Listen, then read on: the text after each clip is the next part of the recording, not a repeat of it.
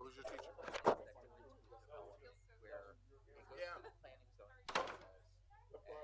Hard to get in the back door without that. Hi, how are you? Thank you so much for that. Yeah, we had such a good time. It was a nice turnout. Like if they get a sewer, we have an ordinance that describes a sewer.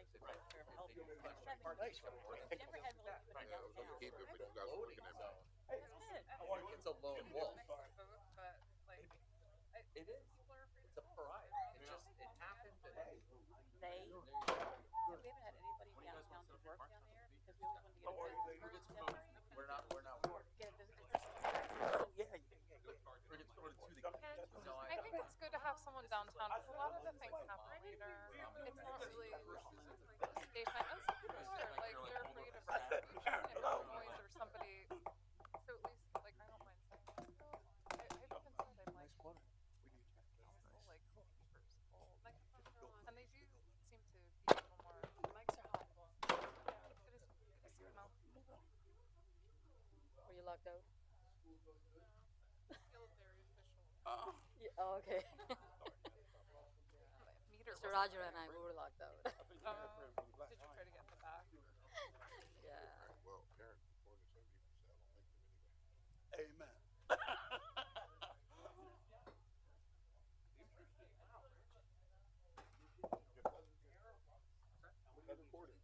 I always record it because sometimes Where's the phone usually at? It's not there. Oh, okay. You gotta, okay. doesn't pick up the recording.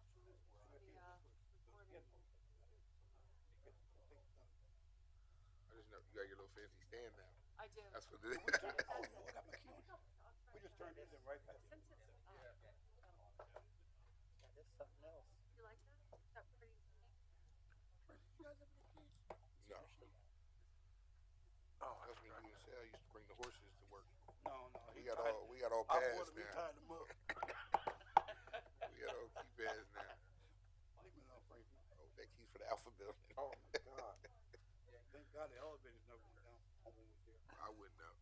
He wouldn't know because he doesn't use elevators. Stuck me the one time. He walked all the way up my floor. I'm on the 7th floor. He walked up. He's still walking up the steps though. Yeah, 7th floor. There's a heart attack. Look, by any means. I was in shape then. Necessary.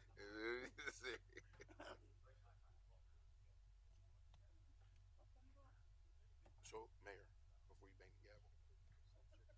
Huh? Okay. Yeah, Jeremy didn't do it. Yeah, that's why Jeremy didn't do it. I don't want that. I know. Call this meeting, state session of City Council to order. Please rise for the invocation followed by the pledge of flag. Heavenly Father, please watch over us this evening as we make decisions that affect the residents of our city, and also give counseling and compassion to Mark Lisinecki's family as his mother passed away this past Sunday. So we want to give him our best. Amen. Amen. I pledge allegiance to the flag of the United States of America and to the republic for which it stands, one nation, under God, indivisible, with liberty and justice for all. Roll call, Madam Clerk. You did? Keep walking. Keep walking. Mr. Brown? Here. Mr. Ettinger? Here. Mr. Pinnabone? Here. Mrs. Rose? Here. Dr. Ruggles? Here. Ms. Sultana? Here. Mayor Panto? Here. We'll move right on to the approval of the agenda. Come on, Mayor. Second. So moved and second. Any discussion? Roll call, Madam Clerk. Mr. Ettinger? Aye.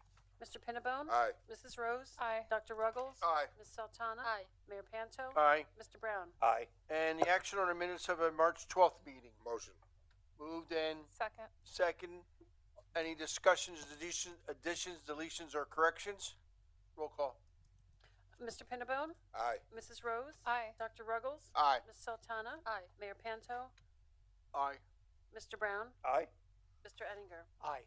At this time, I'd like to call Mr. and Mrs. Patel up to give the presentation on the Hologram Zoo for the City Council. They are our newest tourist attraction in Easton, and we wish them well. And they have their son with them. Pretty dapper there, young man. Well, look at that sports jacket and everything. Good looking, good.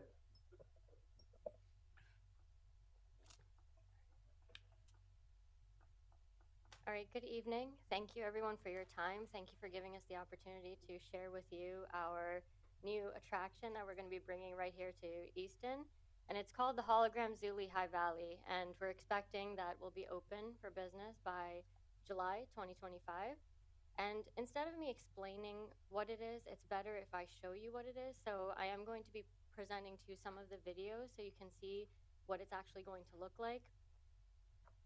So what is a hologram zoo? A hologram zoo is where all the animals are going to be made out of laser light, but they're going to look, act, and sound very real. And it's going to be a lifelike and immersive experience. Visitors are going to be wearing specialized 3D glasses specific to this content, and they just walk along and see different hologram animals, the environments that they live in. They'll experience the sounds, and they're going to feel like they're actually transported to that particular environment. Whether it's Asia, Australia, and other countries, and seeing unique animals from those particular environments. So I want to show you a quick video that'll help kind of create a picture of what you can expect when you come to the Hologram Zoo Lehigh Valley.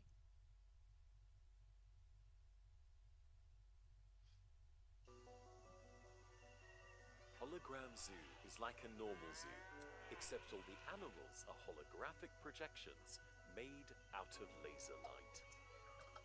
Go through new high-tech hologram tunnels where the animals come off the wall and fly around in the air with you. These tunnels project real depth, so it looks like you're in another place. We also have fenced animal areas where the animals act alive and project upwards from the ground. Another attraction is the sky roof. In this area, you shrink down so the animals are giants. They walk over the glass above you. When you visit Hologram Zoo, you'll go through 5 tunnels. You'll see 5 giant sky roof rooms and 10 different fenced animals. There are different shows where you go to different countries, like Africa, North Pole, Asia, and Australia. You can also go back in time and visit the dinosaurs. Different shows are on at different times of year. Each show goes for around 30 minutes, or 1 hour if you do a double session. At the end, you'll get a small cardboard holographic style gift to take home with you. Time magazine awarded Hologram Zoo as being one of the best technologies of 2023. It's popular with families and children. It's also very popular with the elderly. We look forward to seeing you soon.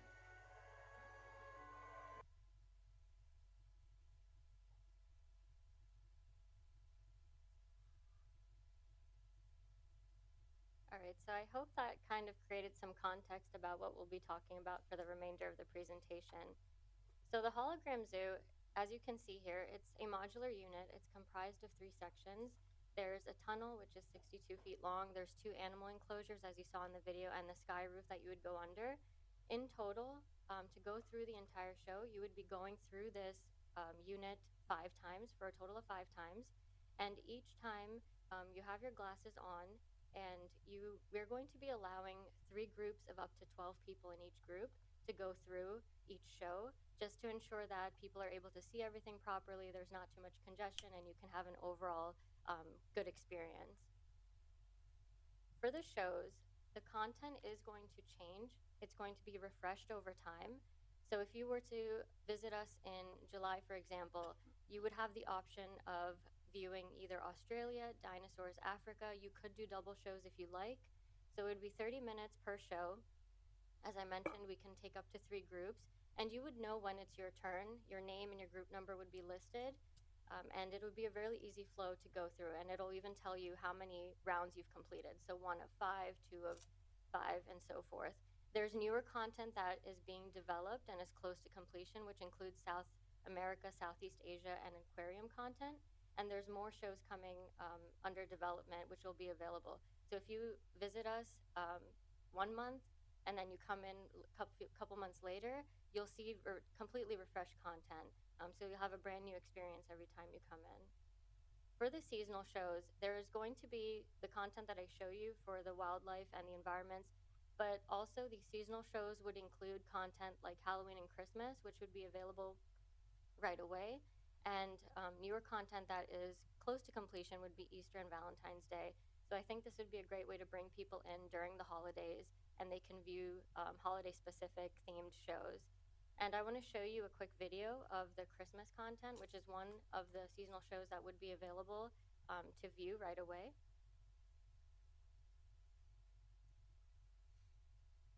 Come celebrate Christmas at Hologram Zoo.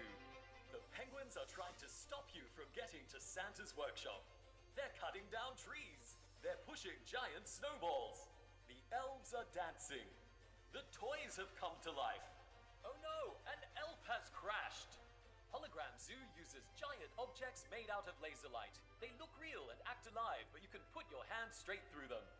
Fly away in Santa's sleigh. Slide down into the rabbit hole. The penguins are throwing snowballs at you.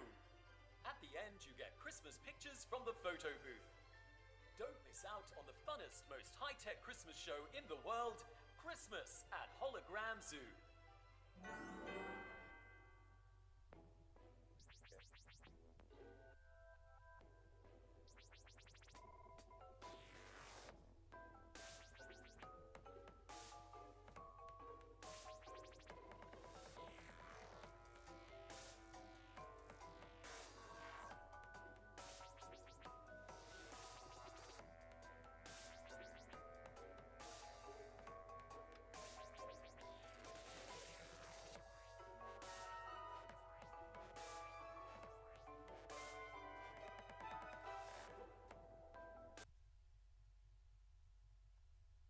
So you got to see a couple things there. You got to see the seasonal piece, you got to see the sky roof, you got to see the enclosures where you saw the animals jumping out towards the visitors. So it's going to be very interactive. Again, the technology is top grade.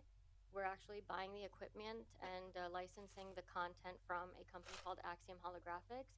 Currently, they make defense grade equipment for governments, institutions. So think of companies like Lockheed Martin, BMW, Bentley, Four Seasons Hotel. That's the type of companies that are actually using this type of equipment now. Axiom Holographics has just made this more mass audience by introducing the Hologram Zoo concept. And that's what we want to do. Our goal is to make this technology, 3D holograms, that other people may have only read about or seen in TV shows or in movies. We want to put this in front of people of all ages so they can see what it's about. So the take-home gifts, you saw the projectograms. Those are hologram cards that each visitor will get to take home with them. In addition, there is a photo studio that we're including. You got to see a little bit of that a glimpse of it in the Christmas video that I showed. But here, you will get photos as well as videos that are downloadable right away. So you go into the photo studio, and there's a voiceover that kind of guides you on the photos that you'll be taking, and for the videos they'll explain, okay, point to the hyenas or pretend like you're running away from the elephants. And when you exit the photo studio, there's a QR code screen.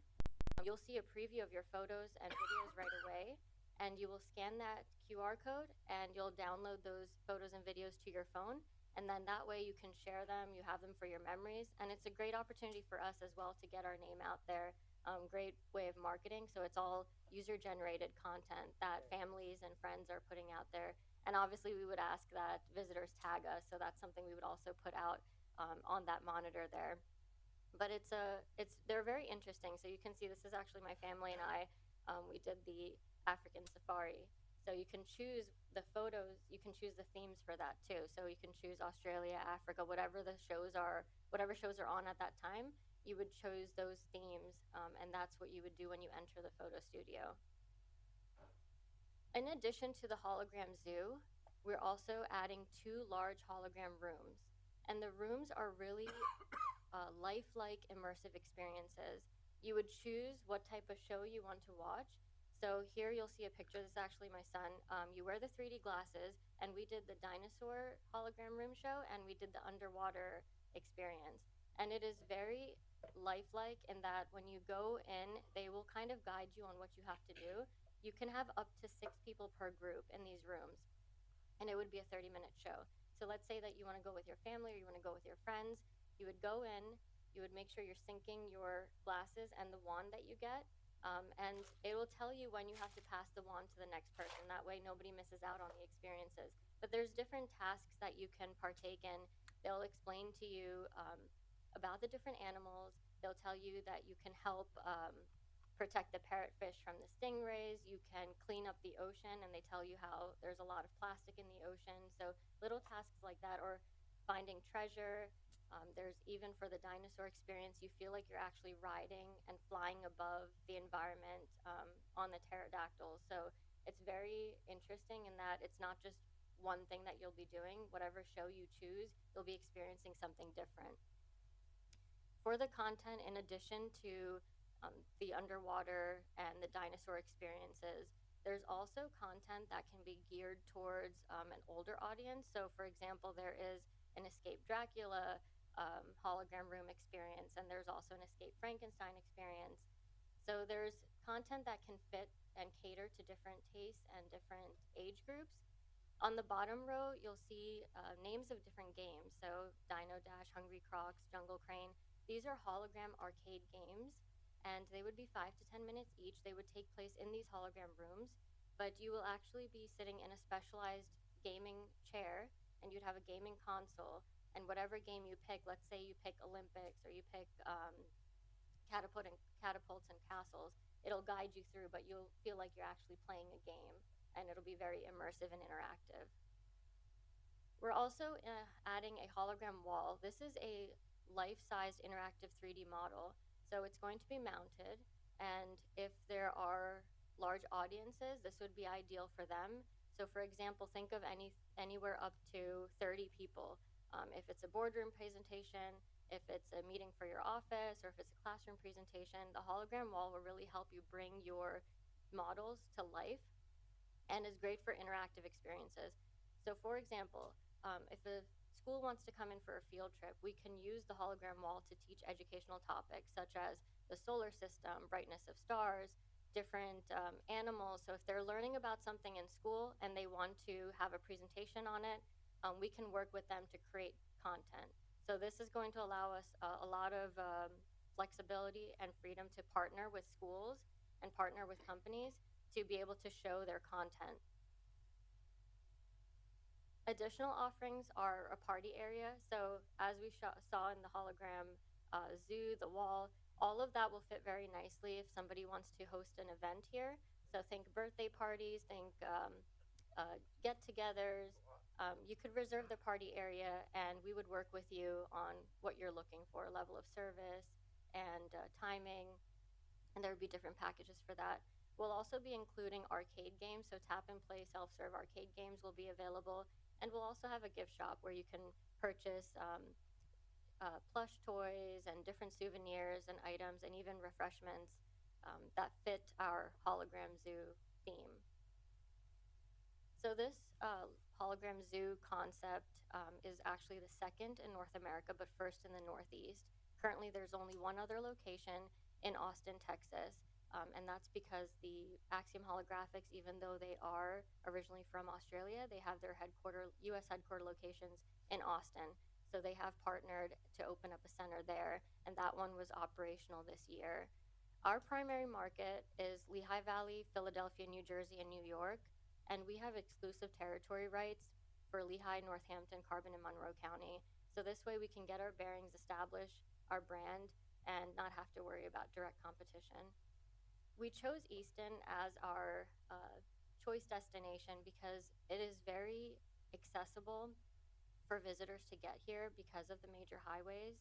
And Easton is known for its history, its heritage, and they have well-visited attractions such as the Crayola attractions. The restaurant scene here, there's a lot of people who are out and about late in the evening, and it's a mixed residential and commercial community. And we have found that the city has been very supportive and they are open to new business ideas and startups. So that's always nice to feel welcomed. My son was actually at Crayola Experience today. His school had a field trip there. So he got to see that after a couple years, because we had taken him a few summers back, and then he got to go again today. So he was already here this morning, and now he's back here in the evening. So our hours of operation would be, we're opening 10 a.m. every day, 7 days a week, but Mondays to Thursday, we're planning to open from 10 to 7, and then Friday and Saturday, opening a little bit later until 9 p.m., and then Sunday 10 to 6. I think this will allow people to get here before or after other things that they're doing here in downtown Easton. If they're grabbing something to eat or they're visiting another attraction, at least they have some time that they can stop by and give us a visit as well. For the pricing, we are going to be offering the Hologram Zoo admission for $24.99 per person. Children aged 3 and under would have free admission. And with the $24.99 package, this includes the 30-minute Hologram Zoo show, so you would choose which show you want to go through, the photo studio, where you get your instantly available photo and video downloads, $5 in arcade game credits to just help bring people to the arcade games, and if they want to play more, they can, and the take-home souvenir, which is the projectogram. The hologram room would be $19.99 per group, and that can be up to 6 people. And the reason why we're doing that is not everyone may want to go to the Hologram Zoo, or if they've already visited it, they may want to try the rooms, which is more of a group and social interactive experience. And it'll also allow us to bring in people of all age groups. So if they're not interested in the zoo itself, then they can be interested in some content in the rooms. Or it can just be an add-on. You could come in for the zoo and then you decide, oh, I want to spend more time here, and then you can experience the room as well. And for the room, you would have the 30-minute experience. For event reservations, if somebody wants to reserve the party area, they can contact us for pricing, because we want to make sure that we're catering to their needs and their level of service. For the field trips and excursions, this is a really big piece. We want to bring more people in, but we also want to make this technology and educational piece available to children, school-age children. So Monday to Thursday between 10 to 7 p.m., or obviously during school hours, we're offering a discounted rate, which would be $15 per person. And this would be open to schools, daycares, preschools, early learning centers, and even for senior citizens, so think retirement homes, nursing homes, and just senior groups in general. So they can experience this, but they don't have to come during the peak hours, and they don't have to worry about having too much of a crowd there at a single time. This would be a great day trip for schools and educational institutions, and I think that schools will want to take advantage of this. So our value proposition is we offer a year-round immersive and educational 3D holographic experience for people of all ages. So it doesn't matter what the weather is. If you want to do something with your family or your group of friends, this would be a great place for you to come and enjoy your time here in downtown Easton. And with that, I just want to say thank you for your time, and we really appreciate this opportunity. Thank you. Thank you. Thank you, Mrs. Patel. That is a great presentation, and we just welcome you to the city of Easton. If you need anything, let us know. Thank you. We want to make sure we promote you every chance we get. I really appreciate it. Thank you. Thank you for coming. Thank you. Yeah. If anybody has any questions, feel free to ask. Any questions from the audience? Is anybody excited? Yeah, we're all excited. I hope to see you all there in July this year. Yep. Thank you for your time. Thank you. Thank you. Thank you. Thank you. At this moment, we have public comment on agenda items only. At the end of the meeting, you will also have an opportunity to give comments, concerns, and questions about the city of Easton, but at this time, it's agenda items only. Is there anyone who would like to speak to an agenda item? Seeing none, we'll move on to public consent agenda, Madam Clerk. Sure. Mayor, we have 7 items, resolutions for approving certificates of appropriateness for the following addresses: 252 Spring Garden Street, 215 South 5th Street, 207 to 25 Church Street. Oh, I'm sorry. Did I get You that? said 215. I have 212. It's Two- 212. 212. It's 212. No problem. 207 to 25 Church, 28 North 3rd Street, 338 Spring Garden Street, 428 to 30 Northampton Street, and 33 North Fifth Street. I move the consent agenda. Second. Moved in second. Any discussion? Roll call, Madam Clerk. Sure. Mrs. Rose? Aye. Dr. Ruggles? Aye. Ms. Sultana? Aye. Mr. Brown? Aye. Mr. Ettinger? Aye. Mayor Panto? Aye. Mr. Pinnabone? Aye. There's no reports received by council, so we'll go right into committee reports. Finance Committee, Vice Mayor Brown. Thank you, Mayor. I have two things this evening. We'll be moving on unfinished business. Bill 51, which is proposal for the 2025 detail funding, and also bill number 52 I'll be introducing, and that's for the 2025 budget, reappropriating funds and replacing of the security system here at City Hall. That is what I have for this evening, Mayor. Thank you, Mr. Vice Mayor Brown. And Economic Development Committee, Mr. Pinnabone. Thank you, Mayor. The department is preparing to submit a grant application for $500,000 through PADCNR to assist with property acquisition for the Humor Park project. The department is working with the United Way and the D&L National Heritage Corridor to fund $12,000 of new amenities for Scott Park. And we're working with the EMSI to coordinate workshops and tours for a visiting delegation of Wyoming-based Main Street professors on April 4th. They are visiting the city on their way to a national conference in Philadelphia the following week. The PA Downtown Center recommended that they visit the city as their Main Street program is the best in the state. Members of our Economic Development Committee attended the NC Council of Governments meeting, attended the Lafayette Easton Area Impact Committee meeting, attended Lehigh Valley 250-year planning session, met with American Forest to discuss USDA grant for tree planting, attended the West Ward Community Initiative Steering Committee, and participated in the Safe Streets for All focus group sessions. Additionally, a couple weeks ago, we met at Pioneer Playground on Southside where we had some trouble. I'm happy to report since then we've had no issues.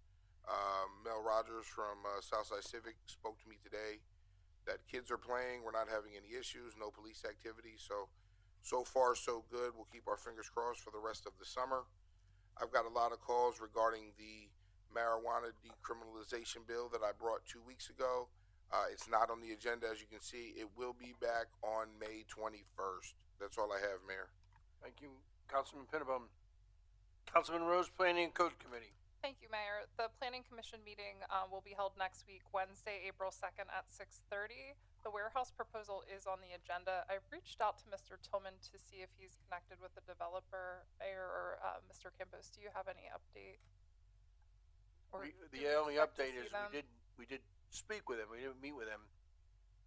But they've agreed to everything that the city has requested, but that may not be enough to stop the project. I really don't know how the Planning Commission is going to vote. So at this point, we expect them to be in attendance. Oh yeah, they will Yeah, be there. that's what I was They'll be just there. They'll be checking there. on. Sometimes Mr. Tillman has updates after he So they speaks got with their them. HOP?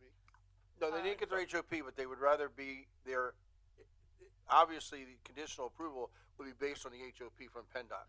So I would just encourage anyone, a lot of people have reached out about the warehouse. I know there's a community group meetings going on. So if anyone's interested, Wednesday, April 2nd at 6:30 in this room. That's all I have. Thank you. Thank you. I would also mention that the comp plan, we're going for the grant this year to get the comp plan done next year.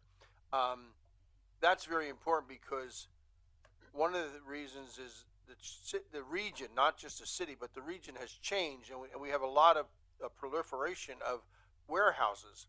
So warehouses are not something that we would really want because of all the truck traffic. However, in our city plan, that parcel, the small parcel that is available still in the city of Easton, is zoned for warehouses. So it's a use by right, which is much more difficult to challenge at the county level. So we have work to do, and we will still work on it. Still needs a special exception, but it is a use by right. So we would encourage our residents to become involved when we put together the planning, the 10-year plan, that we look forward in advance. Now, 10 years ago, or 8 years ago, when we did the project, you couldn't even imagine that what we envisioned for the city would have actually been occurring, and it is, as you know. I expect the next comp plan will limit the size of buildings and the height because of what's happening right now. Even though I believe in density, cities are supposed to be dense. We have people face-to-face association. We don't live in our little quarter-acre of land and travel by car and don't even know who our next-door neighbor is. We know who our neighbors are in the city. So if you like living in a city, Easton's a good city to live in. Also, the Wyoming group that's coming in, it's nice to know that the state recommended that they come to Easton because Easton has it is the number one Main Street program in the state. And we are up for a national award at the conference that Mr. Pinnabone talked about. We are up for the national award, not just the state award, but the national award for the number one Main Street program in the country.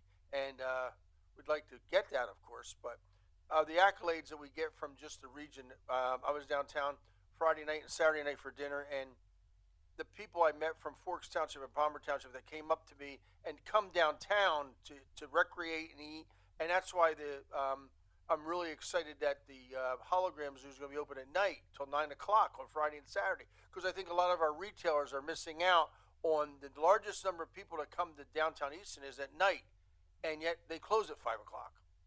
So convincing them to be open late like the malls and compete with the malls is difficult. And I understand that as a small business owner myself. Opening up longer means you have more labor costs, et cetera. So it has to be profitable. But I did notice when I was at River Grill on Friday night, the cookie shop up the street, Duchess Cooking, they now have ice cream as well. So this time of the year, that's really a good thing to do. So we'll move on to Public Safety Committee, Councilmember Ruggles. Thank you, Mayor. I just want to point out that Saturday morning, after having breakfast at Angelo's, I walked out the door and smelled smoke. And I noticed several police officers running up and down 4th Street, and turned around and looked and saw smoke coming out of the top floor of the Lafayette. That smoke was originally seen by a police officer who then phoned it in. And I just want to point out at having a professional fire department right there probably saved that building, because if that were a volunteer fire department, the response time is much, much longer. And I tell you, it was amazing how quickly that fire grew, because when I first saw it, there was smoke coming out of the window, just smoke. And within minutes, flames were coming out of the window. And you know, you can't, 5 minutes in a fire is an enormous amount of time. So I want to compliment both the police officers who really took care of the situation prior to the fire getting there. They were actually running down the street from the police station, and also the fire department for responding and limiting the damage. Well, the fire damage, I will say, to one room of the hotel. There was some water damage other places, but the fire damage to one room. So I just want to give congratulations to both of those departments. They did a great job, and I think basically saved the building. So I agree with you, Dr. Ruggles, and Diego did a great job of calling it in, and that's what feet on the street really does for a person. The gentleman, I did speak to the gentleman who was in 502, the room 502, and he lost everything, but the water damage displaced 20 other people. So the Red Cross has been doing really well, but I want to thank also Greater Shiloh Baptist Church, who opened up their chapel and created a place for these people to stay for the evening, and that's where they're staying now. And I also want to thank St. Luke's Hospital, because they replaced all the meds. I mean, these people lost all their medications, so they replaced the meds, and I really appreciate St. Luke's doing that. But Officer Diego Santiago was the one who originally phoned it into the police department when he saw the smoke. So I want to thank him as well. Public Works Committee, Councilmember Eddinger. Thank you, Mayor. I have no report tonight. I do, however, have 5 resolutions that I'm going to be moving tonight. Okay, thank you. Administration Committee, Councilmember Sultana. Thank you, Mayor. Just following up what Mr. Rogers said, fire department, yes, our fire department is doing an incredible job. And we just received a report from Mr. Campos this afternoon that fire department just took possession of the tiller truck. The vehicle is currently stored at the College Hill Station and is not expected to be fully operated until June or July. Our next administration committee is April 8th at 6 p.m. And our home Easton meeting is on the 28th at 2 p.m. That's all I have, Mayor. Thank you. Report of Solicitor, Mr. Clark. I have no report, Mayor. That's great. Mayor's report, I just want to mention that the marquee is going to be occupied in May. Proud to report, very happy to report that the first floor commercial spaces have all been rented 100%. And that is Amigos is going to be coming into Easton, Zen, which is a bar and lounge, and the Joint Coffee Shop and Bagel Shop. So we're looking forward to that. The fact that they were able to rent all their spaces, we rented our space, shows that the downtown business environment is very good. And 30% of the apartments are already rented. So if you want one, we got to get over there quick. Also want to mention that yesterday I attended Lafayette College. Jim Toya is is an art professor there. He's the executive director of the Carl Sterner Arts Trail. He had an event for the high school students who do artwork on the Blue Bridge, and it was very, very impressive, and some really talented young people. Also, I did mention in my invocation about Mark Lisinecki's mother. Also want to mention that my State of the City last week, I want to thank everybody who participated, all of my directors who provided the report of their department. And it was a sellout crowd at Lafayette College again. And I want to thank the Easton High School Band, Red Rover Marching Band, the Beast from the East, for being there because they did a great job. I mean, at 7 o'clock in the morning, it woke people up. Yeah. I also want to mention that very little known fact, and it happened to me, I think I was in Salt Lake City or somewhere. I was traveling, and this young lady came up to me and started saying, "Oh, I'm from Alpha Phi Omega." And Alpha Phi Omega, as most people who've been to college know, that is the largest service-oriented fraternity in the country. And it started 100 years ago in Easton at Lafayette College. That was the first chapter. And Frank Reed Horton was the founder. And we've been meeting with their centennial group, and they're going to be coming in, and I'll give City Council all the invitations as the plans are finalized and the times. But on October 17th, they'll be here because one of the things they're going to do is down at Scott Park, they're going to donate a 15-foot high obelisk monument recognizing their 100th anniversary. And then on December 14th to 17th, they'll be in Easton for a toast, the Centennial Toast, and touring the city.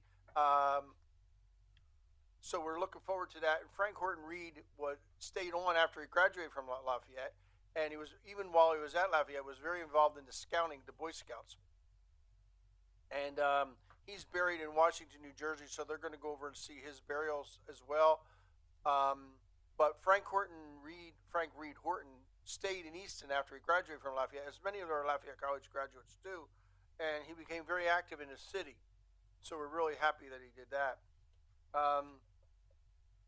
So Alpha Phi Omega had its start in Easton, Pennsylvania, and I didn't know that until I met this young lady. She was a college student, and I think it was in Salt Lake City. But it was interesting to find that out.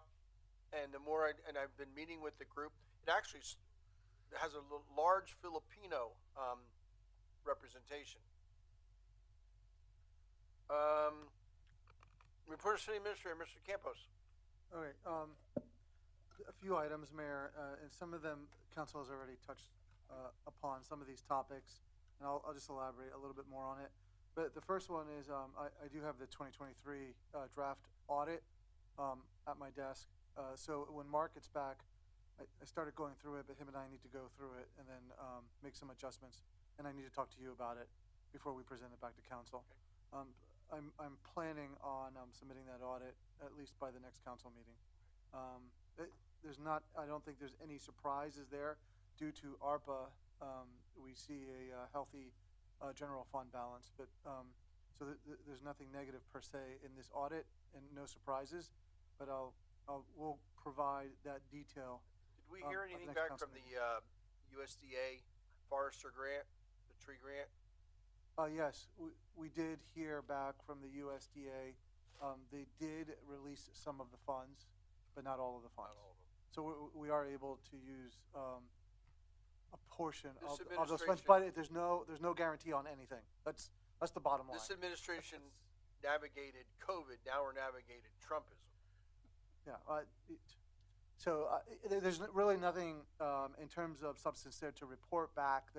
There are some funds that were released, but it's literally and this is just a phrase. It's day to day. That's what it is. All right. Okay. As Ms. Sultana had noted, and as I provided an email to council, the tiller was delivered today. It's up at Southside. We're going to be training on the tiller next week, Monday, Tuesday, and Wednesday. I mean, this is going to be ongoing. This is initial training.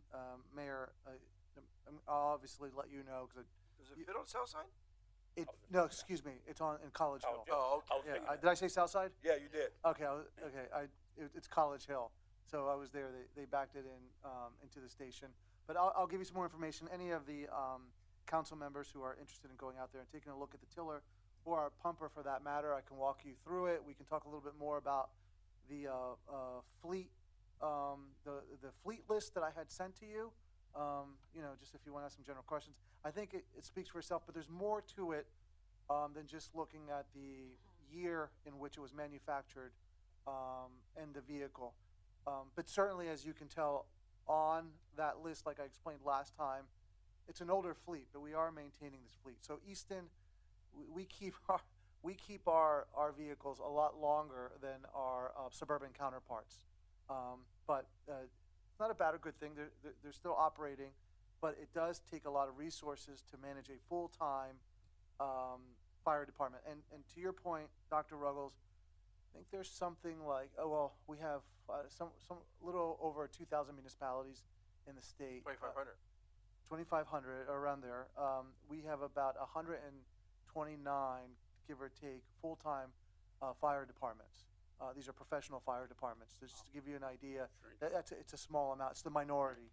The majority is more a volunteer department. So it is a good thing that the city invests in a full-time fire department. One of the things I should mention for the audience is that one of the reasons why that fire was contained, I know that people think that that's not code compliant. The Hotel Lafayette is code compliant for a building that was built 75, 80 years ago. It doesn't have a sprinkler system because it doesn't need one. But if it did need one, we would be making sure that it had one. But we were still able to contain it because of other things like doors and stairwells, 2-hour rated stairwells, etc. But this is the third ladder truck that I have personally purchased. The first one was $1 million. No, the first one was $800,000. The second was $1.2 million. This one's $1.7 million. So when you talk about pumpers, for example, which is used primarily at most of our fires, the pumper that we originally were buying for $350,000 is now $1.2 million. And City Council authorized one.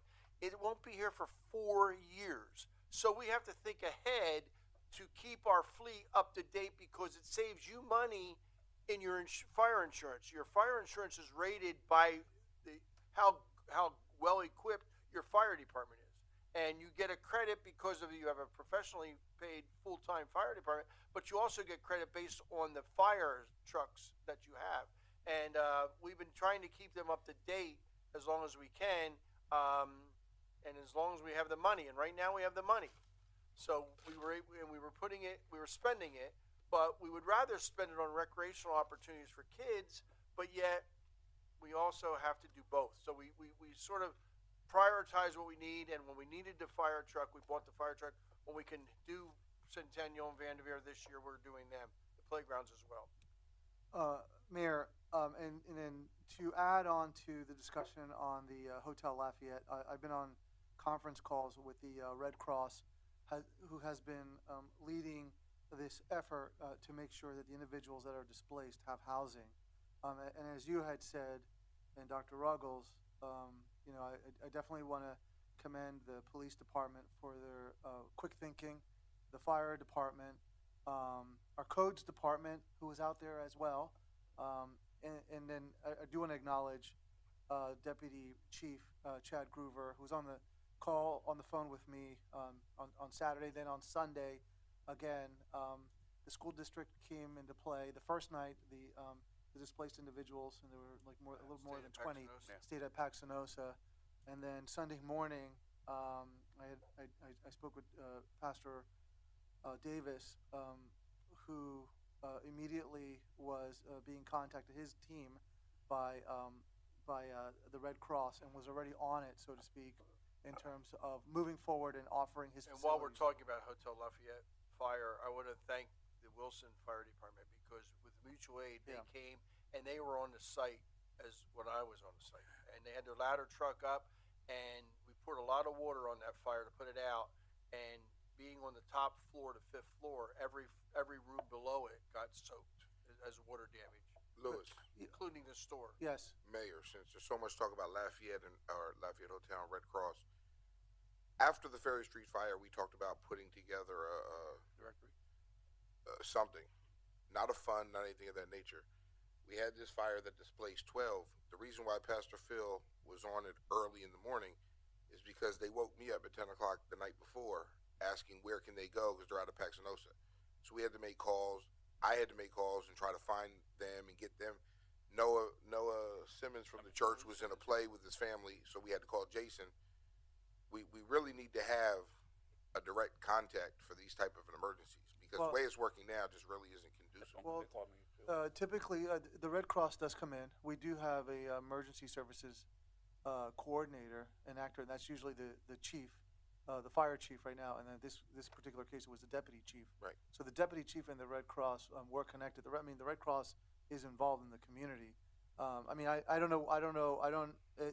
The sequence of events, I think, inevitably would have led to Shiloh Church or one of the other agencies that we have internally. But what it's good to have. The Red Cross is really taking the lead. Right.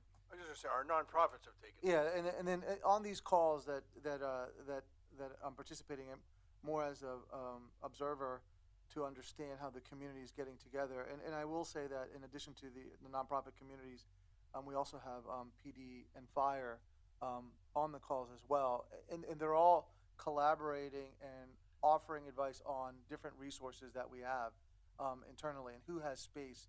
So, Safe Harbor's involved, Third Street Alliance is involved, Project of Easton is involved, St. Luke's is involved, and there's Community Action is involved. There's a lot of organizations from not only here but throughout the valley. I can't speak to that particular issue, but I can tell you that they managed it the way they managed it. The Ferry Street fire, they got everyone mobilized quickly. As you know, when this happens, it's a disaster. So you're calling. It's a Saturday morning. Yeah. You can't have people ready all the time. You're scrambling, and you're on cell phones and calling everyone, and it's messy. But I don't disagree with everything you said was accurate. Yeah. But I don't think calling a council member at 10:30 should be part of the process. I don't mind, right? But what if I wasn't who there? Called you? Northampton County, on behalf of Red Cross and our deputy chief. I don't mind getting the call, but if I wasn't there, no other council member had been able to make the calls, it would just prolong the process. So I'm hoping or wondering Well, we if we could, could have yeah, we could have a debrief. a one-stop call I, where they can get their yeah. information. I agree too, because I got a Yeah. phone call from the owner seeking help. And I'm a little scrambled in the mind here with the number. I was under the impression was 41 people total was displaced, No, It was like 12 or 15, right? it was 20 total, total 20. and 13 went to Greater Shallow. The numbers have been changing Well, on a they're daily down to basis. 13. Okay, Yeah. We're up to 20. I mean, there's some individuals have been allowed back. okay. I don't mind getting the phone call, but you know, if we had like a one number or one contact that's equipped to deal with it, I just think it'd be much better going forward. Well,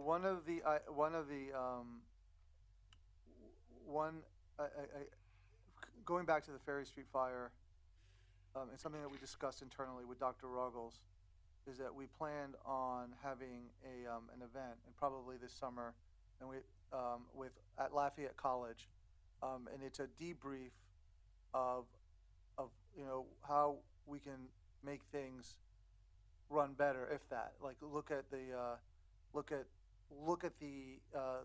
post the post event timeline for both the Ferry Street fire and also the Hotel Lafayette, and see what we could have done to make it better. Like where there are areas for improvement. So have we done that after the ferry, or this will be the first meeting? No, this would be the first meeting. We didn't do it after the ferry No. fire. But we did have a discussion to form that organization or the program called MARC, right? Well, the mark. And the purpose of MARC is like putting all the resources at one place to make sure, Yeah. Well, in this particular case, our chief was out because he's out on injure. He has an injury, so he's not in the office. So we had the deputy chief, who immediately was, and I don't have the sequence of events. So we could do a postmortem on this, but the Red Cross came in fairly quickly, and whatever They were on happened. site on Saturday morning when I Yeah. was there. Yeah. Me too. So whatever happened in terms of, that they had to call you, they had to call me, that whoever was involved, they immediately got the result. So it went from Red Cross on site, and with our deputy chief, which in my opinion, that was working, to immediate assistance at Paxenosa, and then Shiloh Church that kept on moving forward. It'll be good to do a postmortem to see what the sequence of events were and what we could do better. I mean, We're dealing with a population that's the most vulnerable, and they need more hand-holding than the people at Lehigh Street because of the type of clientele. And I talked to the owner, or the renter at 502, which was where the fire started, and he lost everything. And I put him in touch with the Red Cross, who was on site, and they took care. They were very good. I would think that Lehigh Street was a little bit larger, Ferry Street rather, was a little bit larger because we didn't have the Red Cross on site as much as they were down here. And we were also very fortunate that the fire was during the day. If it had been at night, it'd been a different story. With people sleeping and everything, it would have been a different story. it was my impression when I spoke on Saturday to the chief that by 1:30, 2 o'clock, individuals were being moved to Paxenosa. Yeah. So it happened pretty fast. But nevertheless, I mean, duly noted, and that's something that Dr. Ruggles, I know Lafayette gave you the okay, and we wanted to do that this summer. So if there's dates in mind that you can provide, I think that'll work, and then we can invite the community potentially to figure out what the format would be. Okay. All right. There's a couple other things. With regards to some human resources activity, the police exam is this Friday. Saturday. It's Friday. The Friday? exam. The written part is Friday. Oh, The Saturday. physical part is going to be Saturday, and we have about 45 candidates that Nice. are competing, if you will, for the various positions. We used to have 300. And then the lieutenant's exam for fire, we have 3 individuals that passed the exam, which is good. Now they have to move on to the next series of checks that go along with that. And then union negotiations with fire, they're still ongoing. We do have a tentative arbitration date set for July, but that's if we don't come to some sort of an agreement with them. We're working on some number crunching that we both agree that we need to look at. So that's all I have, Mayor. Okay, unfinished, there's no correspondence, we'll go right on unfinished business, Madam Clerk. Bill number 50, an ordinance approving a 5-year lease between the City of Easton and 28 Fortune LLC, Hologram Zoo, Lehigh Valley. So moved. Second. Moved and seconded, discussion. Dr. Ruggles. My first question is,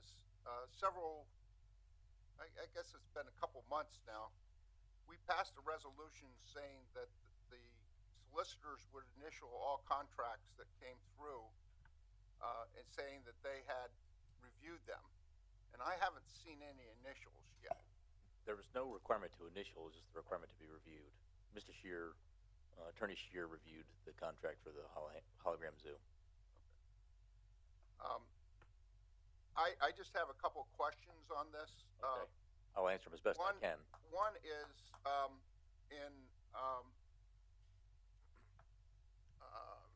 I'll call it Article 4, the number 4 one. What page you? There are 2 options there 3. that are checked, option 2 and 3. And I'm just wondering about, I just don't understand that. I mean, it seems like option 3 is just kind of a subset of option 2 to me as I read it. I'm not sure why those 2 are checked. Give me a second. Okay.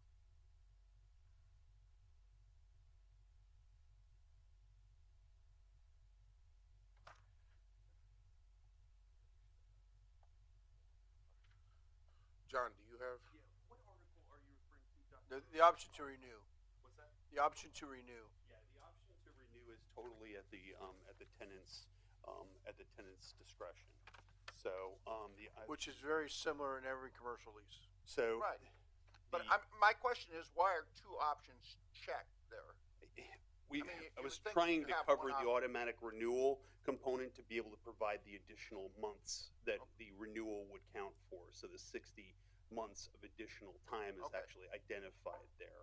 So that we can remove the X from 2. I mean, option 3 is the one we're technically moving. Right, that seems like that one covered We can option obviously 2. make Right. make that change. That was the only thing. I thought one was basically a subset of the You're other. right. I mean, Why have option both of 3 them probably checked? should Right. technically be the only one that's checked. One other question on this, in number 6.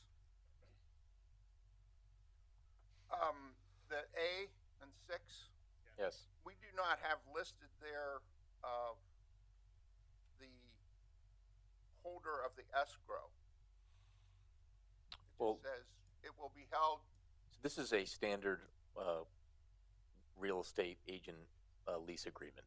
I understand. So the but city you gotta has fill its in the own- blanks, right? But the city has its own escrow services place. If there was an agent, you would put that agent's name in there. So the default is if it's not listed there, then the party itself will hold the escrow. You have to list an agent if you have an agent holding it. Because it says landlord's representatives. We don't have a representative holding it. It's Okay. the landlord holding it. Okay. That's all I got. Okay. Moving on to, No, we got to Nope, vote. we gotta vote. Roll call, Madam Clerk. Dr. Ruggles? Aye. Mrs. Altana? Aye. Mr. Brown? Aye. Mr. Ettinger? Aye. Mayor Panto? Aye. Mr. Pinnabone? Aye. Mrs. Rose? Aye. Bill number 51, an ordinance detailing funds proposed by the 2025 budget. So, I mean, move. Second. Moved in second, discussion. Roll call. Mrs. Sultana? Aye. Mr. Brown? Aye. Mr. Ettinger? Aye. Mayor Panto? Aye. Mr. Pinnabone, Aye. Mrs. Rose, Aye. and Dr. Ruggles. Aye. Under new business, New business, go on, right on new business. we have a resolution approving two appointments to the Civil Service Board. So moved. So moved. Second. Moved in second, discussion. Mr. Morrow is the former city engineer and Mr. Hess is the former city clerk. Roll call. Mr. Brown, Aye. Mr. Ettinger, Aye. Mayor Panto, Aye. Mr. Pinnabone, Aye. Mrs. Rose, Aye. Dr. Ruggles, Aye. Ms. Sultana. Aye. We have a resolution approving a developers agreement with Larry Holmes Drive Associates. So moved. Second. Moved in second, discussion. Roll call. Mr. Ettinger, Aye. Mayor Panto, Aye. Mr. Pinnabone, Aye. Mrs. Rose, Aye. Dr. Ruggles, Aye. Ms. Sultana, Aye. Mr. Brown. Aye. We have a resolution approving an agreement with the YMCA for management services for the 2025 pool season. So moved. Second. Moved in second, discussion. I have one question on that. Last year when we were going through the reporting, we were looking to get a better idea of at each pool how many pass holders are coming in and how many people are paying. It was a little bit jumbled, the reporting. So it would be nice to be able to look at both pools, see what the daily attendance is without trying to go back to the calendar and figure out which day we were at, and also just have some of that, how many adults, how many children, have a little bit more demographic information within the reporting. If we could request that of the Y, I would appreciate it. Okay, we could do that without putting it in the contract. Okay. They're pretty good at. Yeah, just record bringing it up. keeping. Grant data. Mayor Panto, Aye. Mr. Pinnabone, Aye. Mrs. Rose, Aye. Dr. Ruggles, Aye. Ms. Sultana, Aye. Mr. Brown, Aye. Mr. Ettinger. Aye. We have a resolution approving a grant agreement with the DNL National Heritage Corridor. So moved. Second. Moved in second, discussion. Dr. Ruggles. I read in here that it has a start date of 1/1/25, and we're now in March. We're approving a contract that goes back almost 3 months now, or what? That David. That's just kind of how they do that. They just predate the contract back to the beginning of the year. In case maybe we had purchased something, which we usually don't do until we have a fully executed grant contract, but they do allow some look back period. Thank you. Thank you, David. Mr. Hopkins. Roll call. Mr. Pinnabone, Aye. Mrs. Rose, Aye. Dr. Ruggles, Aye. Ms. Sultana, Aye. Mr. Brown, Aye. Mr. Ettinger, Aye. Mayor Panto. Aye. We have a resolution approving an agreement with JNS Excavating and Paving for installation of a new sanitary sewer on Phillips Street. So moved. Second. Moved in second, discussion. I just want to mention that this is an empty lot on Phillips Street that we're working with the Greater Shiloh Church to build affordable housing. So we'll have, one of the things the city's doing is putting in the sewer infrastructure, and this is a contract to do that. Roll call. Mrs. Rose, Aye. Dr. Ruggles, Aye. Ms. Sultana, Aye. Mr. Brown, Aye. Mr. Ettinger, Aye. Mayor Panto, Aye. and Mr. Pinnabone. Aye. We have a resolution approving an agreement with Gannett Fleming. So moved. Second. Moved in second, is there discussion, Dr. Ruggles? I seem to recall that we had a presentation on the basin at Cheston School. And in this project, I'm reading where they're going to survey and design, and I thought I already saw a drawing of this at one point in time. So the Cheston School parking lot BMP is now complete. So in our pollutant reduction plan, we had a list of roughly 20 to 25 potential locations. Right. And the green space that was created by moving this, when they built the school in place on the old green space and then demoed, Right. that green space is now the focus of another BMP So it's a location. different BMP. Separate one. Okay, that's fine. Okay. In the Mr. current, Hopkins? in the new playground now, where the playground is now, is where we're looking now. Where the old building You was. know, I actually don't recall if there's a playground, but I know it's their new large green Yeah, the space fenced off, right off Yeah. Milton Yeah, Street. yeah, Okay. Roll call. Dr. Ruggles? Aye. Mrs. Sultana? Aye. Mr. Brown? Aye. Mr. Ettinger? Aye. Mayor Panto? Aye. Mr. Pinnabone? Aye. Mrs. Rose? Aye.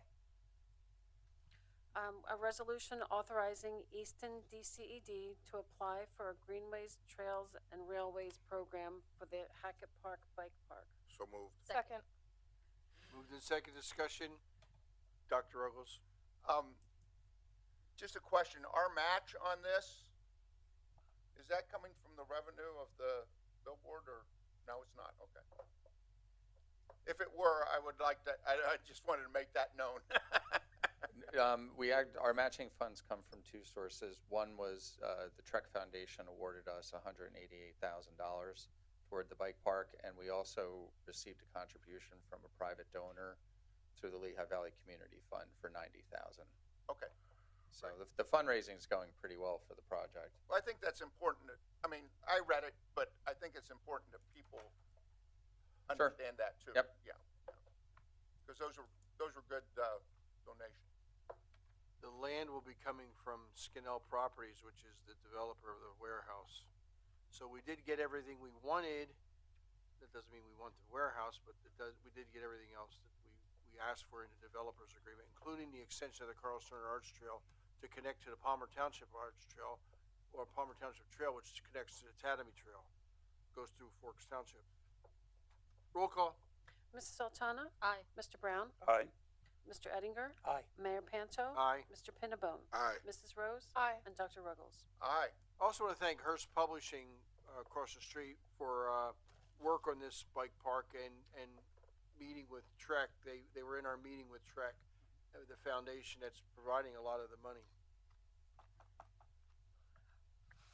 And the last item is Bill number 52 for introduction, an ordinance amending the 2025 budget to reappropriate funds to replace access and security systems in City Hall. So introduced. Second. So introduced. Okay, public comment on any item relating to the city of Easton. Anyone? This is for the public.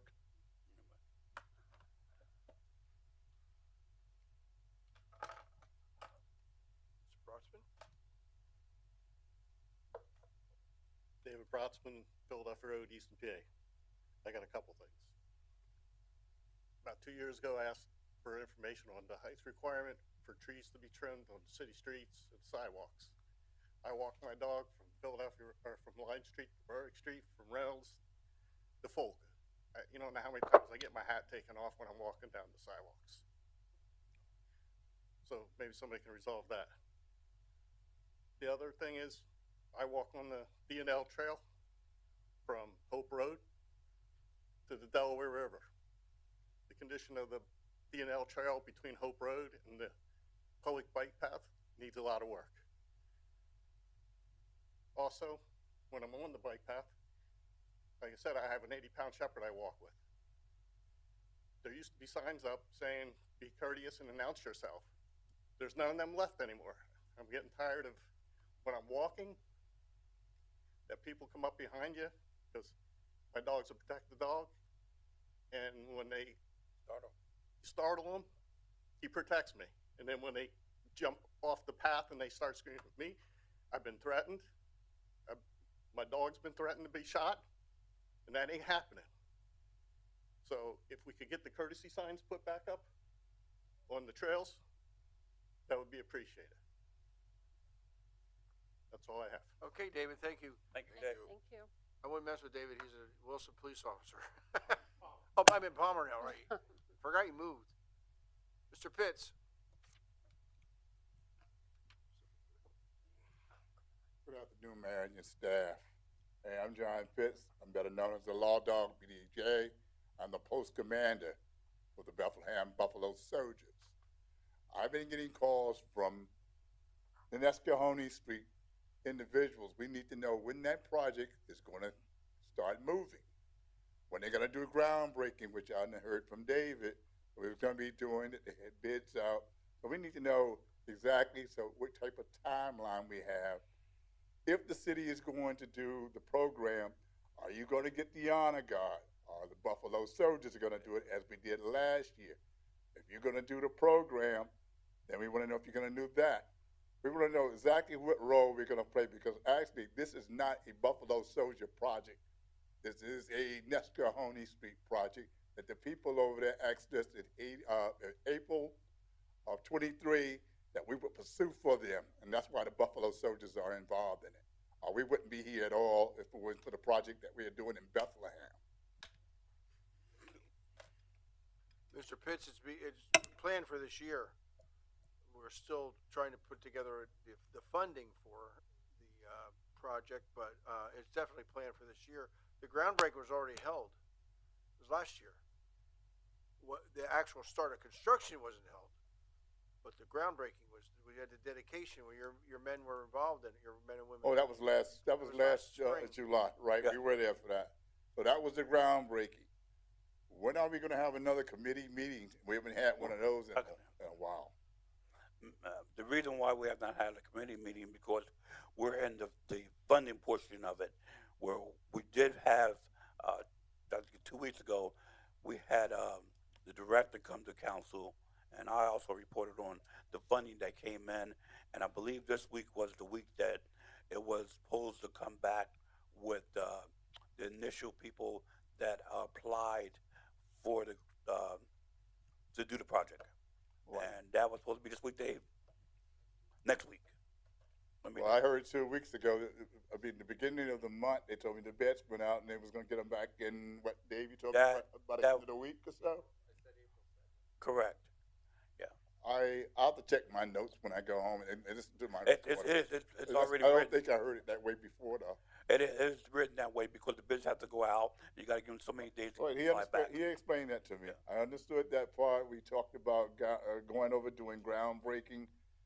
And as I said, I get a lot of calls from Nescahoning Street. If you can refer them to myself I'm not or going the to refer them to director, you because they call Buffalo Soldiers.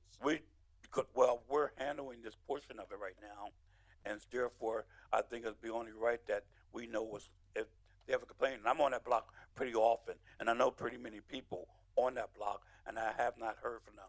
Well, the reason we're getting the calls because we keep hearing the stories. In fact, some even comes to our meeting. We have had people come to our post commanders meeting, and we keep hearing the story. If you knew about it years ago, why didn't you do anything? And why people are asking the Buffalo Soldiers? Let me just. We actually only found out about this within the last couple of years when the city decided to look at our pocket parks and started to do radar on the sites. That's when we found out about it. Am I correct when I say that, Dave?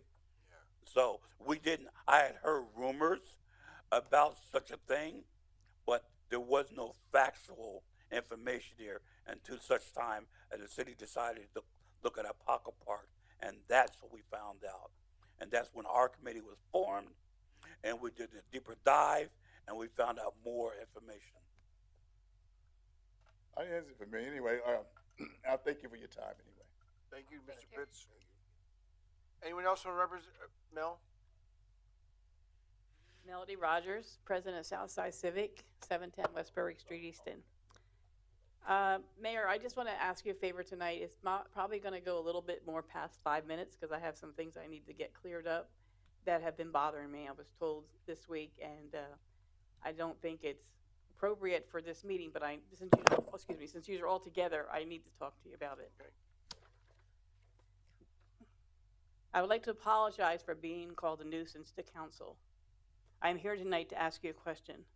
Do I call all the time with a lot of complaints, and are you tired of me doing this? Does Frank Pinnabone stand up for me and defend me through Southside Civic? Because he told me the other night he did back me up. I cannot believe this is when I call, it's not often, and it's not for personal gain, it is for the community. And if I have to bring it to the mayor's attention, which is not very often. When I come here, it's usually to see the mayor, for seeing if he has a scheduling opening for an event or a meeting we can have, or if he can come to it, or to give Carlton event papers. So I need to know if this is true or not. Am I a nuisance to the council? No. Okay, well then, Frank told me that I was a nuisance and that he always backs me up through Southside Civic. No, that's not what I told you. I never said anything about the council. I said staff members that you're reaching out to them too much, according to them, and you need to let them breathe a little bit. And they're not going to come to every meeting and talk. And the council member, the administrators, staff members came to me, and I came to you. I would like to know who are the staff members, because I am pretty well in touch with everybody, and if I have a problem, it gets taken care of right away, and I'm not one to call all the time for anything, unless Mel, somebody's using my name. Considering you call me a few times a week, you could have asked me this. I'm not going to mention their names publicly. If you want to know afterward, we can talk. Otherwise, I don't know what you're looking for. I personally don't think it's for you to say that these people come to you. They could have came to me and say, well, there's a problem. I personally don't call all the time. I call and talk to you because we're a friend. I've known you since you've been little. Right. But other than that, for staff members and calling people like this, I do not do this. I do not do it for personal But you gain didn't for want the to. community. You've known me since I was little. You called me as a friend, but you wanted to come here to put the staff on blast publicly. Absolutely. I wanted to find out what's going on. Why are you saying this about me when I have mostly all these people are friends of mine for years and years and years? They have supported me in every way for both organizations. And I think it's very rude that I would be pointing out that someone put me down saying that I am a nuisance to them. I am not a nuisance. If something needs to be done, I will bring it to the mayor's attention. Or another thing is, I was told by Frankie not to call Chief Scalzo. Chief Scalzo and I have been friends forever. And if there's a problem, like my neighbors would call, or people in the neighborhood call me because I'm Southside Civic President, I will call Chief and say, okay, what do I tell these neighbors? And he'll say, legally, we'll do this, this, and this. Tell them, we'll get back to them, and I'll have someone check it out. That's all we do. And he told me not to call you. You'll pick up the phone and say, Chief, do it right away. That's not how you do things. I mean, we're just friends, and he helps me in every way. Mel, again, you're misrepresenting the facts. What I told you was you wanted to call the chief to have a meeting scheduled, which he had to go to the mayor. I said you could just call the mayor directly to schedule the meeting, and he would bring the chief in. That's what you were told, Mel. You were told to go to the mayor to schedule the meeting, because when the chief gets the meeting, he has to go to the mayor to go through the mayor. So I said you can always go right to the mayor. That's what you were told, Mel. But also, I can have a meeting with the chief anytime I want to, and I don't have to have the mayor to come, because if there's something important, he would let him know. You absolutely could, Mayor, but Mel. But with the issue you were talking about, required the mayor as well. So I told you, instead of looking for a place, talking to the chief, trying to get in the neighborhood center, just call the mayor. That's all I tried to speed up your process, Mel. But it doesn't matter. It was still the point that we had, as Southside Civic, we're going to try our end and see what we can do and have a meeting with the chief first and just get guided by him like he has done many, many times. Understood.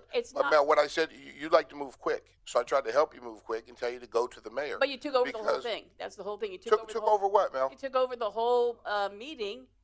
What meeting, Mel? We didn't have a meeting. What meeting? Well, we were talking about the meeting at the playground was what we were talking about. Okay, good. I'm glad we're talking about this, Mel, because you told everybody but me. Mel, here's what happened. The night when you had some epiphany to have a meeting with the mayor, I was at Cheston with the police.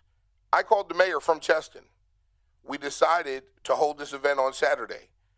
You're telling people we stole your decision, your idea. What idea?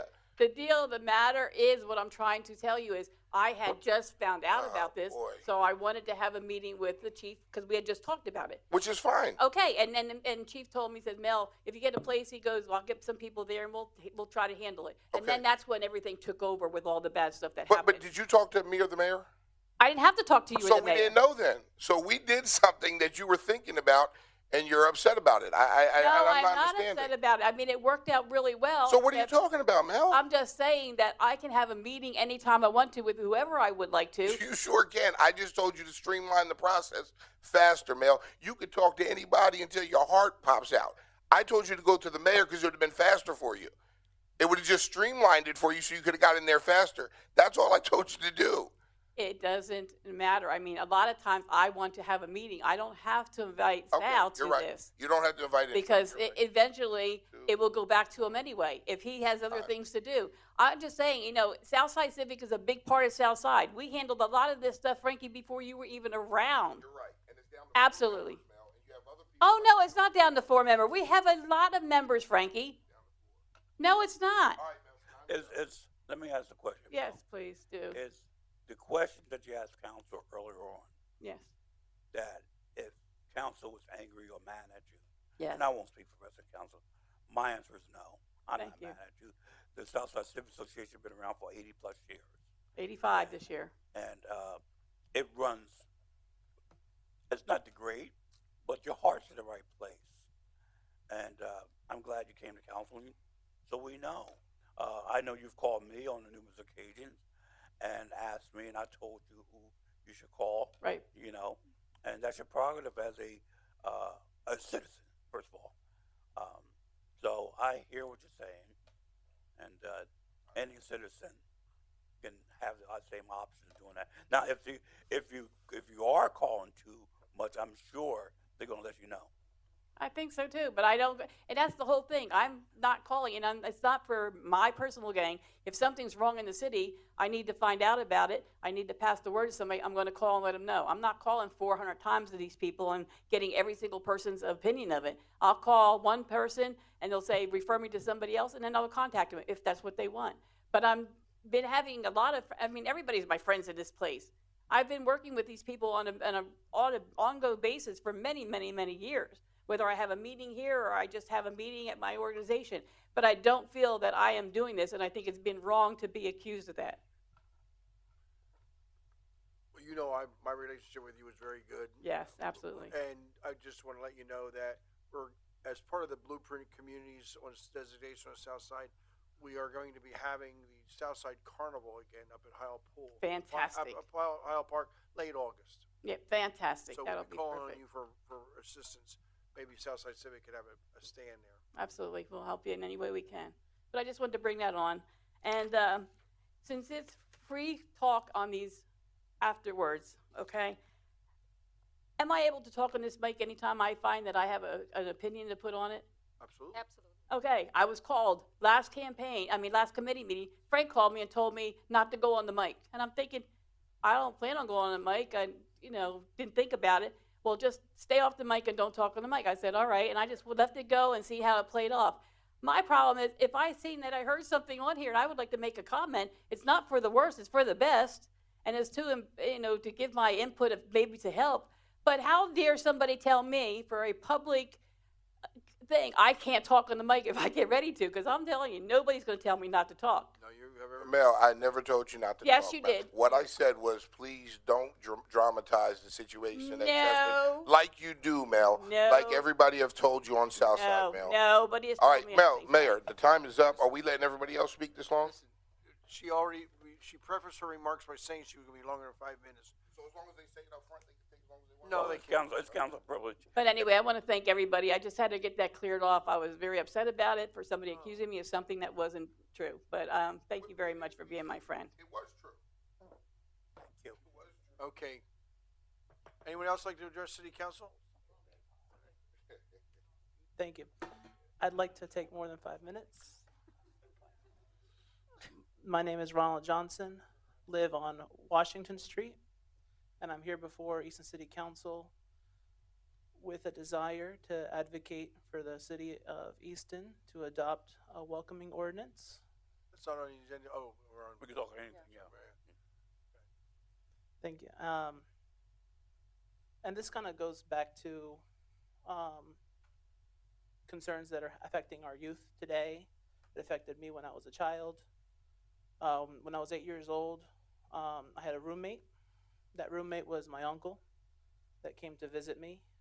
Visited me the only way he could, which was without proper documentation. And yes, he also had the intention of escaping a brutal military dictatorship that is backed by billionaire interests in Wall Street and things like that. Multinational mining interests and things like that. Fascist military dictatorship that has governed since before I was born and continues to govern until today. And also provide, bread and butter for the daily bread for family and loved ones and family. Yeah. His stay, he was my roommate, on the second floor. I would think he was a great tenant. My family were also good tenants. But he was, Atlanta is improving a lot. A lot of migrant workers, that's the only way they can safely go from their house to work, because in the Commonwealth of Pennsylvania, till today, this is before I was even born, well, since 2001, migrant workers who don't have proper authorization, undocumented status, due to no fault of their own, just they cannot acquire legal pathways to adjust their status. They find themselves in a situation where they cannot access a driver's license within the Commonwealth of Pennsylvania. So till today, that's the law. And so they have to depend on public transit. And back in the day, public transit was not as reliable as it is today. And I'm very thankful that Atlanta is improving, that there's more public transit in our area. But one time, my uncle did drive without a driver's license because he wasn't able to obtain one because of his immigration status. And the police caught him for driving without a driver's license, and he was turned over to the Department of Homeland Security. And then he was sent to Burke's detention center, which luckily, thanks to great advocacy, we were able to shut it down because of human rights violations that occur there. That's right here in Reading, not too far from here. And then he was also sent to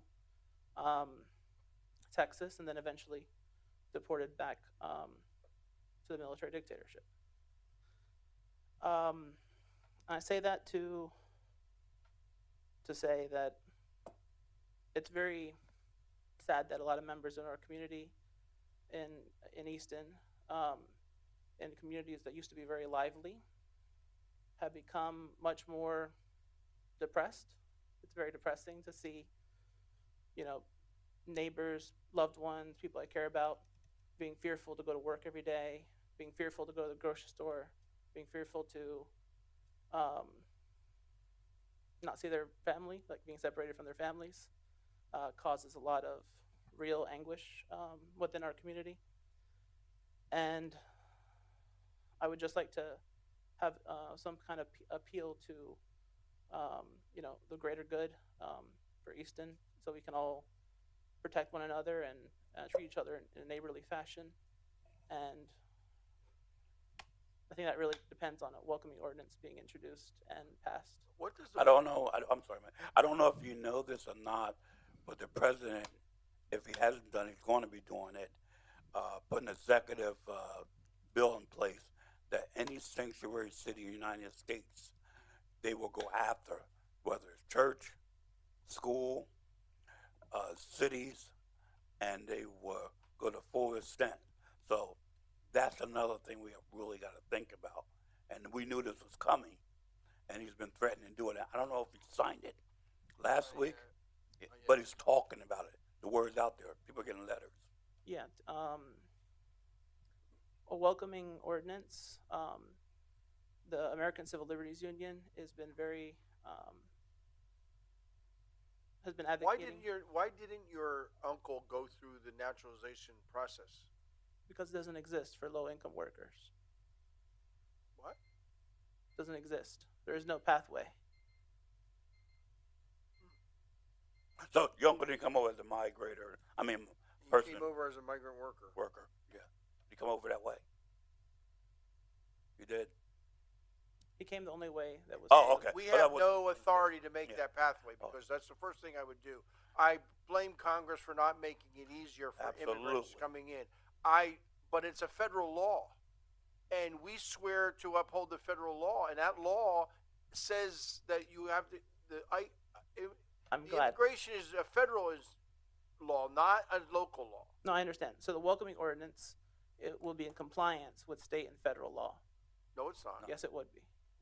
So can I say? According to the American Civil Liberties Union, that's what it is. Stipulation. Well, what is the difference then, whether we approve it or not? If you've got to follow the same federal law, it's the feds that are coming in, not the locals. Yeah, that's what I'm saying. welcoming ordinance is just making sure that Easton city tax dollars are not being used, and it's codified. Right.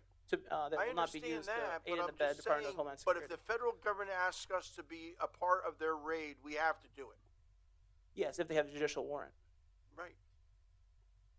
Can I say something? Go ahead. Mayor, the initial ordinance that I sent that to you, the copy that I just drafted is much different than that. Okay. And a lot of verbiage has been, defined in a different way.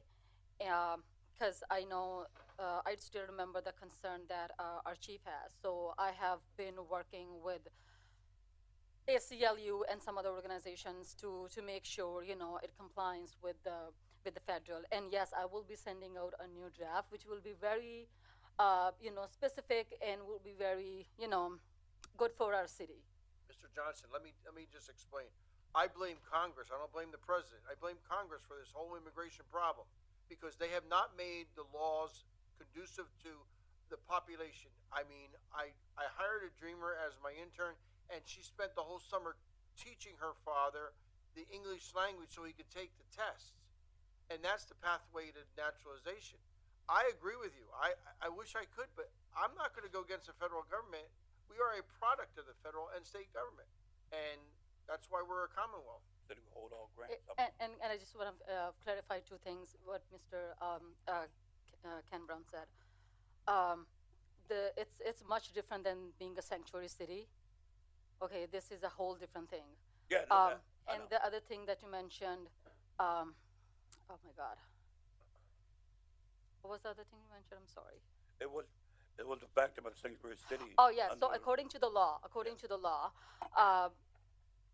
President of the United States cannot, stop the funding for the local governments, for the municipalities. There is a law in place. And I agree, but he is. And there is a law in place. I agree, but he is. Yeah, there is a law in place, and when I will bring the ordinance, I will make sure, I have all the answers, and I have right people in the room who can answer all your questions. I agree with that portion of it. This has been an uphill battle. Congress got to step up. Yeah. Although the president has somewhat power, Congress holds the power to say yes or no, and that's just not happening now.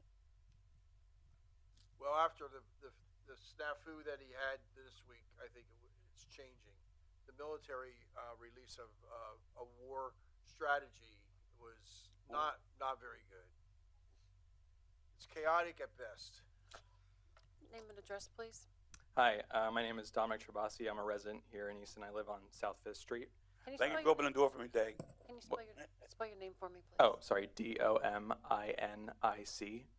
Last name Trab as in boy, Osci. Thank you. I just want to reiterate what my friend Ronald said. This ordinance would in fact not go against the federal government, and obviously we can't do everything to make this the beacon of light for immigrants that we can, because of the powers above us can often prevent that from happening. There are tangible things we can do here. If I may, I actually have a little informational sheet I can pass around about the ordinance. Thank you. Although I encourage the council to please do your own research about this. Don't rely on us to educate you on these things. I highly recommend you go to the Welcoming America website and learn a little bit about it. Thank you.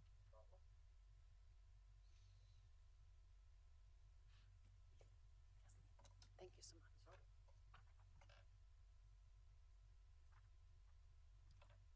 Anyone else like to address it? I'm sorry. Oh, no, you're good. So yeah, like I said, I'm here in support of it. Allentown has done it. A handful of other cities across the state have done it. I believe now it's our turn. I know that there have been some rumblings about introducing it. I think that's really exciting. I think this is a really great thing to introduce. Now is not the time to cower in fear. I think this is the time for us to make a stand. As you may know, or maybe you don't know, the ordinance would actually take pressure off of our local law enforcement, keeping the enforcement of federal immigration law as a federal government, something that the federal government should uphold. It's not the responsibility of our police. It would also build better trust between the people who want to live here and our police force. I think a welcoming city is the future that we should all strive for, and I believe this is how we do it.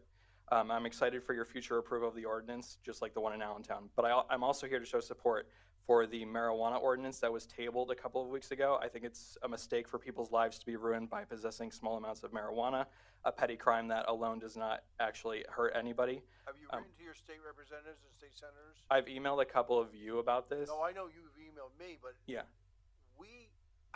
the whole thing with marijuana, it's a state law. Well, It's not a local law. Philadelphia has passed similar Philadelphia's a city of the first class, yeah. not the city of Yeah. the third class. We're a city of the third class. We are a product of the state. I think we should strive for a little more than that, but agree to disagree, I guess. We can't be a city of the first class. It'll be brought back May 21st, where Yeah. I anticipate an approval. And I'll be here to support you. Thank you. Contrary to popular misconceptions, passing the ordinance would not go against state legislature.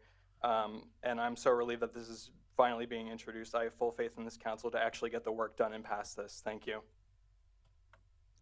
Thank you. Anyone else?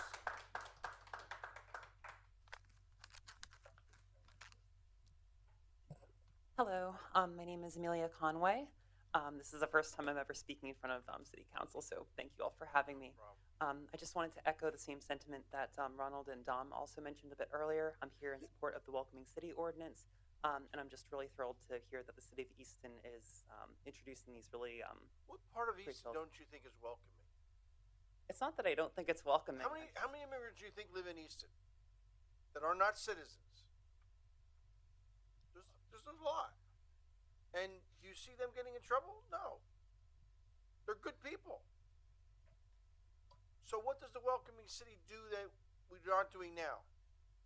I just wanted to echo my support of what they were saying was all at the end of the day. And I just wanted to share a bit of my own experience. Just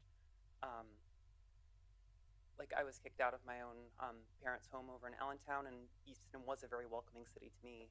This is really where I made myself into the adult that I am today. So I just wanted to express that because the city's very special to me. We appreciate the fact that you come to the mic and speak, and we do understand. We're very unique when it comes to Lehigh Valley. We believe that Easton is a melting pot for all. From the time I've been a little kid to now, even more so now, and I believe that we are a welcoming city already. And if we go back a little further, we had our chief here to explain the law and how it would affect his force.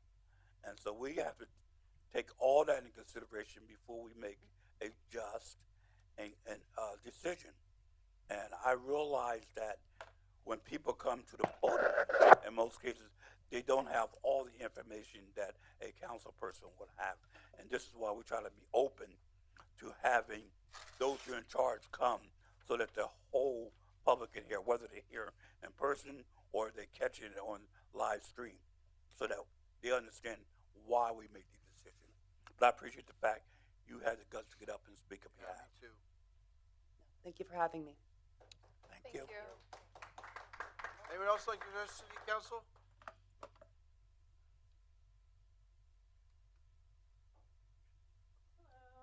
I'm Lenore Beers. I live at 32 North Delaware Drive, which is 611. I met with you all a couple I had a months quarter ago. here. Yes, thank you for calling me back to follow up as well, Mr. Brown. I will be less than 5 minutes, and I just want to bring to your attention and support of considering adding parking restrictions in the neighborhood that I live in. There are 19 homes of families that live where I live. We're calling it north of Bushkill. So it's some residents on Bushkill Drive, residents on North Delaware, and there's about 19 homes. There's only 24 spots for these 19 homes to park their car on street. It's the only place we have to park. And some savvy people from downtown are realizing that if they go over to where I have to park because I live there, they can park there for free. They may live or work downtown. There's up to 5 cars now that regularly park over there and stay overnight. So you're asking for a limitation, like a 3-hour limitation? Maybe working with Dave, and I've spoken a few times about some options, maybe doing what College Hill does. Maybe he and I and other residents. I have about 16 residents that are on like a multi-email as well as Teenage Auto, the only business in that area that also uses the street. And I went to them saying that I was going to come here tonight, and they said, we support that. We see what's going on here.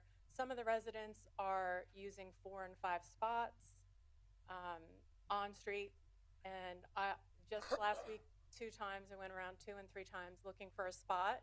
I can't park on College Ave anymore. There used to be parking going up the hill, but those parking spots were removed, so you can't use that as an alternate. If I was to go around and come on Snyder Street, there's a gravel parking lot that the college owns. That's for the college, so there's nowhere for me to go. So I'm walking long distances myself, and I have a 25-year-old daughter. We'll look into some type of permit program for Yeah, the residents. that's what I was gonna say. Yeah. We did it up on Fifth Street. Yeah. Because we had the same problem up on Fifth Street where residents, employees downtown were parking here and walking down the hill. Yeah. So Oh, that's right. Yeah. we could do that. Yeah, just maybe work with the residents on what's going to work best. I don't want to cause issues for my neighbors. We have your We all address need and a spot. everything. I believe we do. We have your You address. and I spoke. Yes. Dave and I speak often. Okay.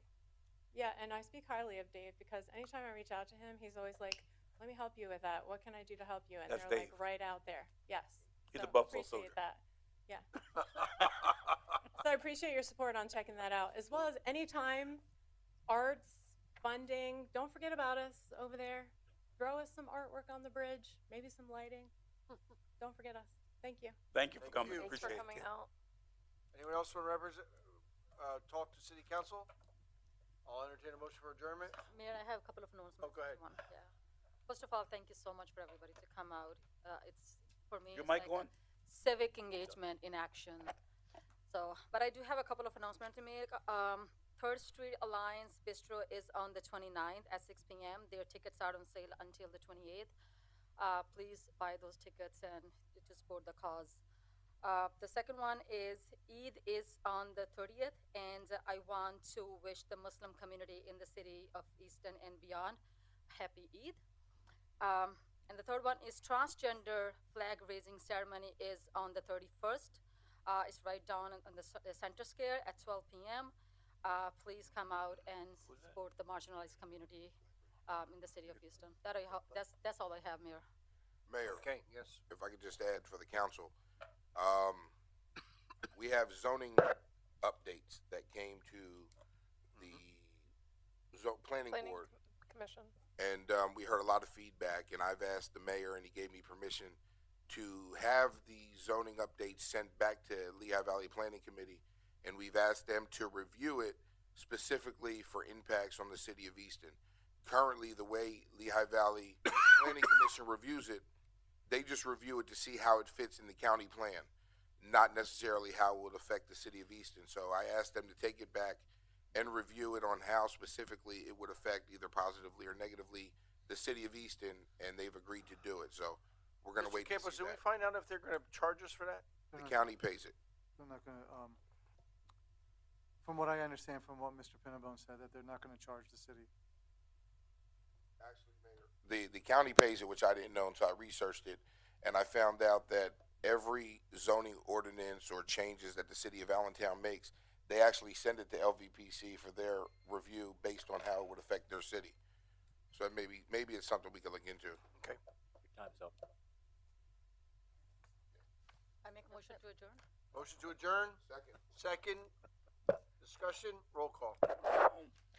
Mayor Panto? Aye. Mr. Pinnabone? Aye. Mrs. Rose? Aye. Dr. Ruggles? Aye. Ms. Sultana? Aye. Mr. Brown? Aye. Mr. Edding? Hi. Any of you young folks that need a paper sign, come up. Yes. Oh,